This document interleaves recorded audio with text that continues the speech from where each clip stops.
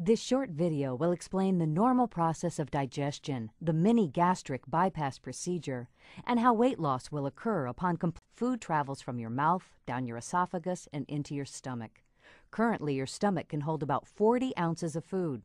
Once in your stomach, the food combines with digestive juices containing acids and enzymes that help break it down into smaller particles.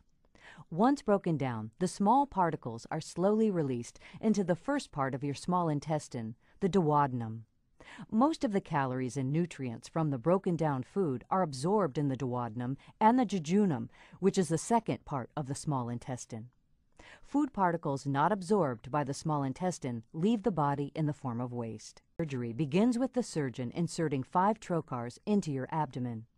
A trocar is a tool that has a hollow sleeve and allows your surgeon to pass a laparoscopic video camera and other endoscopic tools into your abdomen. This allows your surgeon to perform the operation from outside your body. Your surgeon will use an endoscopic stapler to divide your stomach into 2 parts. The smaller part, that connects to the esophagus, is reshaped into a long, narrow tube and will serve as your new mini stomach. It will only hold 4 to 6 ounces of food. The larger portion of your old stomach will remain alive and inside your body. It will still produce digestive juices to aid in digestion, but it will no longer come into contact with food. Next, your surgeon will measure the length of your small intestine that will be bypassed. This bypass section will include all of the duodenum and part of the jejunum and is usually between 5 to 7 feet from where the small intestine connects to the larger portion of your old stomach. The length of the bypass is determined by your specific physical condition and lifestyle situations. Your surgeon will then connect the end of your new mini stomach pouch to the bypass point of the small intestine using the endoscopic stapler. This connection point is called an anastomosis.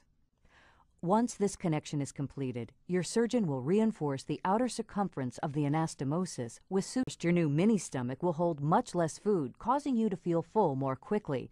Therefore, you will eat smaller amounts. Secondly, once food leaves your mini stomach, it will bypass your duodenum and part of your jejunum. This means less calories will be absorbed by the body. However, digestive juices from the large portion of the old stomach and enzymes from the gallbladder will still travel through the duodenum and will meet up with the food at the bypass point. These acids and enzymes will aid in digestion as food travels through the remainder of the small intestine. Finally, certain hormones that regulate your appetite will be affected after surgery. Therefore, you will eat less, not only because your stomach is physically smaller, but also because this change in hormone levels will suppress your appetite. Gastric bypass has some similarities to 2 other bariatric procedures, the sleeve gastrectomy and the Roux-en-Y gastric bypass. There are some important differences. The sleeve gastrectomy is a restrictive-only procedure that, like the mini-gastric bypass, creates a stomach pouch along the lesser curve. Unlike the mini-gastric bypass, however, the sleeve gastrectomy completely removes and discards the larger bypassed portion of the old stomach, making the sleeve gastrectomy completely irreversible. While the mini-gastric bypass and the Roux-en-Y procedure both create a small stomach and bypass a portion of the small intestine, the mini-gastric bypass has only 1 anastomosis instead of 2. Additionally, in the mini-gastric bypass, the stomach pouch is created along the lesser curvature of the stomach, as opposed to the top greater curvature in the Roux-en-Y procedure, making it less likely to stretch out over time.